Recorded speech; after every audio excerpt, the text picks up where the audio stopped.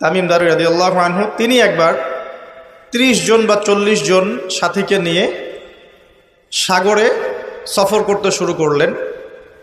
প্রচণ্ড ঝড় আসলো, সাগর তাদেরকে প্রায় 1 মাস সমুদ্রের মধ্যে ঘুরালো। এক পর্যায়ে একটা দ্বীপে তারা নোঙর করতে পারলেন। সেই দ্বীপে তারা একটা প্রাণীকে দেখতে পেলেন, যেই প্রাণীর গায়ে প্রচুর লোম ছিল। কি ছিল? লোম। এত বেশি লোমকূপ যে তার চেহারা কোনটা আর পিছন দিক কোনটা এটা আইডেন্টিফাই করা যাচ্ছে না। এবং বিস্ময়কর বিষয় হচ্ছে এই প্রাণী কথা বলা শুরু করলো। তারা বলল, তোমরা কারা? তারা বলল, আমরা আরব থেকে এসেছি। এরকম কিছু কনভারসেশন হলো। তখন সেই প্রাণী বলল, তোমাদের অপেক্ষা করছে একজন ব্যক্তি, আমার সাথে আসো। তখন এই 30 জন বা 40 জন সাহাবী তারা তামিম দারির সাথে গেলেন। সাহাবী বলছে এই অর্থে যে তারা পরবর্তীতে মুসলিম হয়েছিলেন, এই ঘটনার পরে তারা মুসলিম হয়েছিল, আলহামদুলিল্লাহ।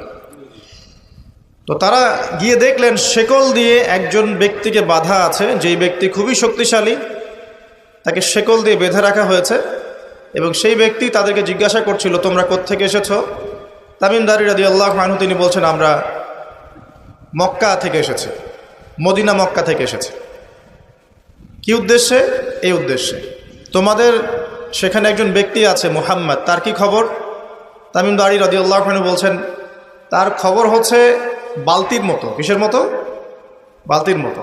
কখনো তিনি বিজয় লাভ করছেন, কখনো আবার মুশরিকরা বিজয় লাভ করছে। মানে বদরের যুদ্ধে তিনি জয়লাভ করেছেন, উহুদের যুদ্ধে আবার মুশরিকরা মুসলিমদেরকে বিপর্যয়ের সম্মুখীন করেছেন।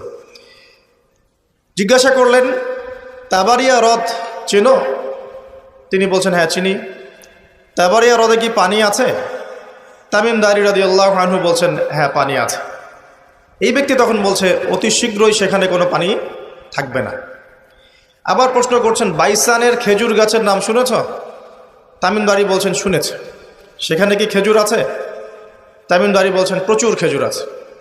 এই ব্যক্তি বলছে যে অতি সত্বর সেখানে কোনো খেজুর থাকবে না।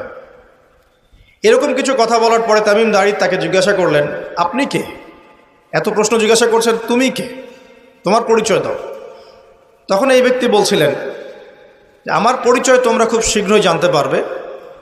অতি শীঘ্রই আমি এই শেকল থেকে মুক্ত হব এবং পুরো পৃথিবীতে আমি 40 দিন রাজত্ব করব। কতদিন? 40 দিন। তবে মক্কা এবং মদিনায় আমি প্রবেশ করতে পারবো না, কারণ সেখানে প্রবেশ করতে ধরলেই দেখা যাবে আল্লাহর ফেরেশতারা খোলা তরবারি হাতে মক্কা মদিনা পাহারা দিচ্ছে। তবে আমি আমার পরিচয় জানিয়ে দিচ্ছি, আমি হচ্ছি তামিম দারি রাদিয়াল্লাহু আনহু। তিনি এসে এই ঘটনা নবী সাল্লাল্লাহু আলাইহি ওয়াসাল্লামকে বললেন। বলার পরে নবী সাল্লাল্লাহু আলাইহি ওয়াসাল্লাম তার চেহারাটা উজ্জ্বল হয়ে উঠল। তিনি মিম্বরে দাঁড়িয়ে বললেন, আমি কি তোমাদেরকে বলিনি এইরকম একটা সত্তার কথা, এমন একটা ভয়ঙ্কর ফিতনার কথা? সাহাবীরা বলেন, হ্যাঁ আপনি বলেছিলেন। তামিম দারি আজকে সেটাই দেখে এসেছে, তোমাদেরকে সেই ঘটনা সে ব্যক্ত করছে। এখান থেকে আমরা বুঝতে পারলাম যে একটা দ্বীপের মধ্যে বন্দী ছিল বা আছে, হয় ছিল বা আছে। এখন ছিল না এখনো আছে, এর উত্তর খুঁজতে হলে আরেকটা হাদিস দেখতে হবে। এটা কোন হাদিস? সহিহ মুসলিমের। নবী সাল্লাল্লাহু আলাইহি ওয়াসাল্লাম মদিনায় বসবাস করছেন, মক্কা থেকে হিজরত করে মদিনায় এসেছেন। মদিনায় মাশাআল্লাহ তিনি ইসলামিক রাষ্ট্র প্রতিষ্ঠা করেছেন। বদরের যুদ্ধ হয়েছে, উহুদের যুদ্ধ হয়েছে, খন্দকের যুদ্ধ হয়েছে। ইসলামের একটা পুরো খিলাফা স্টেট যেটা আমরা বলি সেটা কায়েম হয়েছে। এর মধ্যে খবর এলো এক মায়ের একটা সন্তান হয়েছে, এই সন্তানটার সাথে যে আলামত এগুলো মিলে যাচ্ছে। ঠিক আছে, এই সন্তানের নাম হচ্ছে ইবনে সাইয়্যেদ। কি নাম? ইবনে সাইয়্যেদ। তো নবী সাল্লাল্লাহু আলাইহি ওয়াসাল্লাম ওমর রাদিয়াল্লাহু আনহু এবং অন্যান্য সাহাবীদের কিনে ইনভেস্টিগেট করতে গেলেন। ইনভেস্টিগেট করতে গিয়ে তাকে ডাকলেন। ইবনে সাইয়্যেদকে ডেকে বললেন, তার চুলগুলো কোঁকড়ানো ছিল চুলের মতোই, চোখের মধ্যে একটু সমস্যা ছিল, কারণ আমরা জানি ডান চোখে একটু সমস্যা থাকবে। আঙ্গুর কালার দেখেছেন? আঙ্গুর, চোখটা অনেকটা আঙ্গুরের মতো হবে, ফোলা। ইবনে সাইয়্যেদের কাঠামোটা মিলে যাচ্ছিল।